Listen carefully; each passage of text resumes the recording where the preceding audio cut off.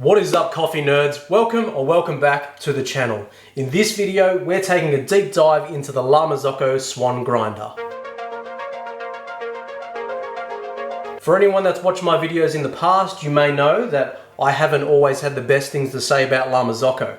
However, I've been giving this grinder for a few weeks now, and I've put it through its paces. Quite a few kilos have gone through this thing, and there's actually a lot of good things to say about it. Of course, I still have my opinions. No product is perfect, and I want to point out the flaws. But in this video, we're going to focus on the good stuff. Let's get into it.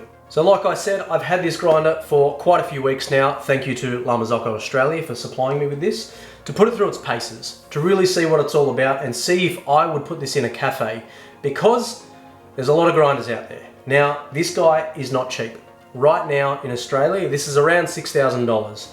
I don't know if that's going to change, whether it's going to go up, whether it's going to go down. All I do know is that it grinds coffee well. I'm going to give you guys some examples. I'm going to show you why I actually do like this thing. I will run you through the specs quickly in just a second, but to start with, I like it. Now, as you can see, she's a big girl. This is, of course, a commercial grinder. This is not designed for home use. You could absolutely use it at home if you have the bench space. Just keep in mind, she's thick. Now, it's about 54 centimeters tall, or 21 inches. And the widest section, being the little adjusting knobs here, is about 23 centimeters or 9 inches. But where this thing has the footprint is, she's got a bit of a booty. It's 47 centimeters long, or 18.5 inches. So if you have the room for it at home, fantastic. In a cafe environment, it's perfectly fine because it's not too different to the dimensions of a machine. It's going to be next to your machine with a little bit of room in front, perfect. And it weighs about 25 kilos, which is actually ideal for a grinder. Give it a nice sturdy base so you can bash around and the thing's not going to slide off the back of the bench. And it has 83 millimeter conical burrs. Now, I've had my opinions about conical burrs in the past, and typically I do prefer the taste of a flat burr. However, the design of this grinder actually makes sense, and it does produce a really nice coffee. And those conical burrs are actually flipped so that the bottom burr is the one spinning, and it actually has some great benefits. It keeps the chute nice and clean. It actually clears it as it spins, gives it a very, very low retention. Now, we will play with the features in a moment, and the buttons do actually make sense, especially if you have a Marzocco PB, kind of being the standard in the Marzocco world right now. And within the settings, on any dose you set, you can have 100, 150 or 200 RPM setups. So you have a nice slow or up to the fast. This is a personal preference or whatever suits your coffee best. But I really enjoy a nice slow grind for the coffee that I've been putting through this. It just definitely does give it a nice little sweetness, especially if you're playing with something that has anything African in it. It's definitely helped to give it a nice, punchy, fruity flavor without being acidic. Now, the overall function of the adjustment on this grinder is really clever. It has an ambidextrous adjustment, so you can do it from either side, and it does have a stepless engagement on the grinding side. However, it does have a nice little click up here. It makes sense when you play with it because you can see how minor the adjustment is for each click up the top. But it's time to plug the Swan in, run you through the settings and show you how it gives you your coffee. And I'm even going to put the decibel meter on this thing to show you how quiet it is.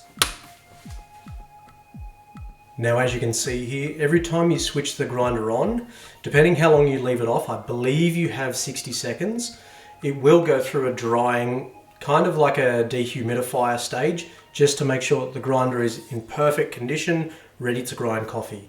Now, like I said, this grinder is certainly not designed for home use. She is big, but if you've got the space for it and the money for it, absolutely, there's nothing stopping you from using this at home. And the one reason I would encourage this for home use is just for how quiet it is. I have a decibel reader. Once we can pop some coffee into this and it's finished going through its drying phase, we're gonna show you guys just how quiet it is because it's really impressive. So a pretty cool feature of this is the lid actually slides forwards and backwards when you have the room. So you're not gonna lose the lid. It's not gonna fall off. Pour your coffee in and close it. Now, the grinder does allow you to use a dosing cup or direct into portafilter. Now, I'm going to show you guys how it works because I think it's quite clever. So this is the base of the grinder, clips off, no tools necessary. And if you look closely, you'll see that both sides are actually separated with this split.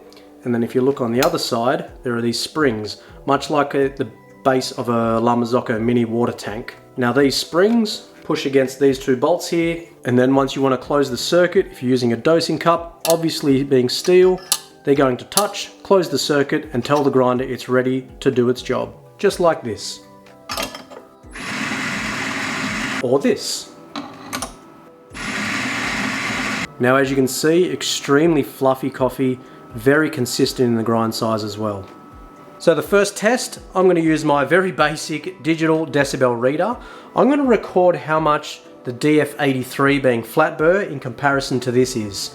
So first up, DF83, let's see how loud it is. Alright, so first up is the DF83. I've got 22 grams of coffee in here. I have set it on the slowest setting on an espresso grind, just to give us a very close benchmark. I'm going to try to hold at a similar distance for both as well.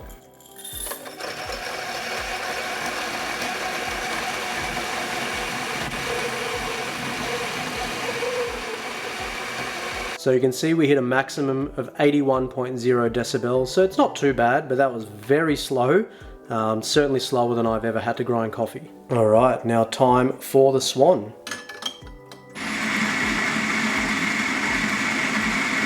So as you can see, with a 72.9, but I'm pretty sure the majority of the noise was actually just the dosing cup going into the holster. So it obviously grinds a lot quieter, and I know it's a bit of a silly comparison comparing it to just a big home grinder, but it's just to give you an idea as to how quiet this thing is. But what is probably going to be a better comparison is let me show you the difference in the grind quality. Now the DF83 I have rated extremely high. Great quality coffee, but check this out. So the coffee on the left is from the DF83 and the right is of course the Swan. Now I hope the camera can pick up the differences. Firstly, you can see the clumps in this one, which is pretty good still, it's not bad, but this has 0 clumps, absolutely nothing. Again, silly comparison, $2,000 versus $6,000 is crazy, but just to give you a bit of an idea, because this is good, but this is great. And like I said, I hope the camera can see the difference because they are a different color. I don't understand the science behind that. These are the same coffee, same batch, same bag, ground at the same time essentially, but this is definitely darker than this. This looks like a much higher quality coffee ready for espresso. So it's no surprise that it grinds coffee better than a home grinder. But that was just a really good demonstration to show you how good this thing does grind coffee. Now, closer to the end of the video, I'm going to talk about one thing that I don't love about this grinder. But first, let's go through the settings and show you what we can do. So just quickly, before we jump into playing with the settings, I want to make sure anyone watching this understands what I'm about to talk about. Because with a typical grinder, let's just say Mazza for example, doesn't have scales, all you do is you set your grind setting and then your grind time. So your time is what decides how much coffee you get out. The longer it grinds, the more coffee you get, which in the real world is perfectly fine. But when you have multiple speed settings, of course, if you grind for a certain amount of time, but on a different speed setting, you're going to get a different volume of coffee. So what Marzocco have opted to do is have a set amount of rotations desired by your settings. So for example, 10.8 rotations gives you a certain amount of coffee. When you change it to a higher speed, you still do 10.8 rotations to give you the same amount of coffee, just in less time. I hope that makes sense. Let's get stuck into it. So on your main screen, you have 3 things at the top. So dose 1, dose 2, and then more. 1, 2, more. So if you go through your settings, that is your 10.8 rotations, 13.5 rotations, and then more. I set this one so that you can just get a couple of grams out if need be. The other way to do it, of course, is if you just tap the portafilter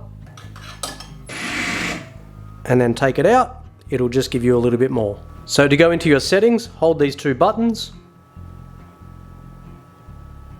And then if you need to exit, just hit B3. When you're in your settings, you can go through. So grind with portafilter. If you want to change that, buttons. So you can set it to hit the button and it will grind instead. Some cafes prefer that, so you can leave the portafilter in there, hit the button when you're ready. Dose 1 settings. So 10.8 revolutions, low, and then you can exit. If you want to change to a different speed, medium and high.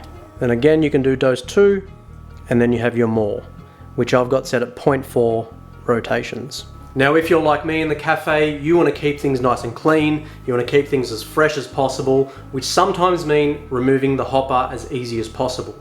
On this grinder, it is quite easy. You can turn the collar here and it closes the bottom of the hopper at the same time. Take it off, you can pop it in the freezer, empty it into the bag, or whatever it is you want to do. Everyone's slightly different. There's no wrong answer. Do it your way, that's fine. Now, I know what you're thinking. Mitch is saying good things about La Marzocco. Yes, I am, because it's a good grinder. For $6,000, it better be. Now, I don't want to attack it, but I'm going to. There is a negative about this grinder. There is a negative about every grinder. The perfect grinder does not exist, and I don't think it ever will. I'm in the field a lot, and I'm buying grinders for cafes. That's a part of our job, so that we can ensure that the cafes have the correct equipment. If I'm spending $6,000, I want that grinder to have scales. This grinder does not have scales. Now, does it need scales? We're about to find out.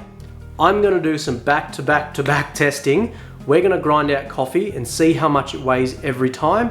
I'm going to leave it on the slowest setting. I'm just gonna be as fair as possible. I do believe that on the high speed setting, it's not gonna be quite as accurate, but let's play on the slow speed setting because it's still faster than most grinders out there, even on the low speed setting. So let's grind some coffee, weigh every one of them, and see how consistent this thing is. Let's go.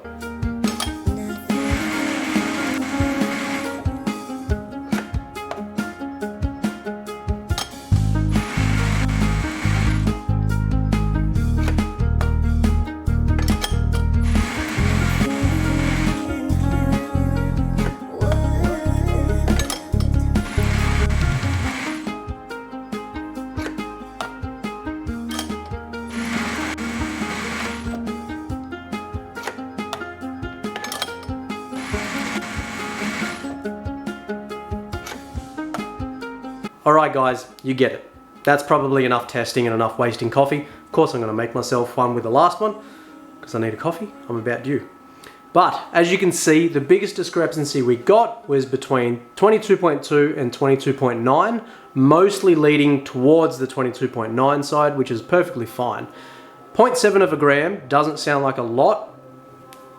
It is a little bit. This is why I like to see scales either built into the grinder or the barista should be checking each shot anyway. I was using Mazza in my cafe, perfectly fine, it ground the coffee, and I weighed every single shot. You might think that that's a time waste. If you're checking your shots, you're pouring less shots, you're not wasting time or money. The other way around, you're doing both. But overall, for a high volume cafe, that's not too bad. It's still going to be better than cafes that are doing nothing, because using a grinder that's fairly consistent is going to do most of the job for you. So it really comes down to your consistency, what it is you're trying to achieve. If you just want high pace, fast coffees, nice and quiet grinder, then this is a great option if you want to spend $6,000. I'm gonna make myself a coffee, show you what it looks like. Let's go.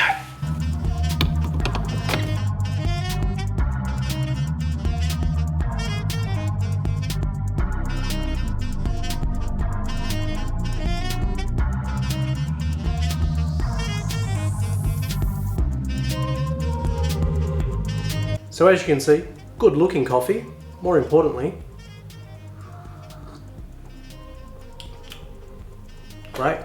Great coffee. This is just one of my blends that I drink a lot, every day. It's the coffee that's actually in the hopper of the Meraki as well. Drank a couple of these today, and that tastes perfectly fine. It does have a slightly sweeter taste. I believe that'd be from just the better quality burrs in comparison to what comes on the Meraki machine. And also, as you can see on the screen here, the puck consistency is very uniform, very minimal dark spots, a lot of consistency. It's really good to see. So that is a good example of a grinder doing what it needs to do and making sure that all those fines and the grind size is all the same size, because that way you can get a good quality balanced espresso. Well guys, I hope you've enjoyed this video. There are a lot more things we could dive into with this grinder, but I believe that that is the essential stuff that you need to know about the La Marzocco Swan grinder. If you found this video helpful, please hit that like button, smash the subscribe button, and we'll see you on the next one. Thank you so much for watching. Have yourselves a great day, and happy brewing.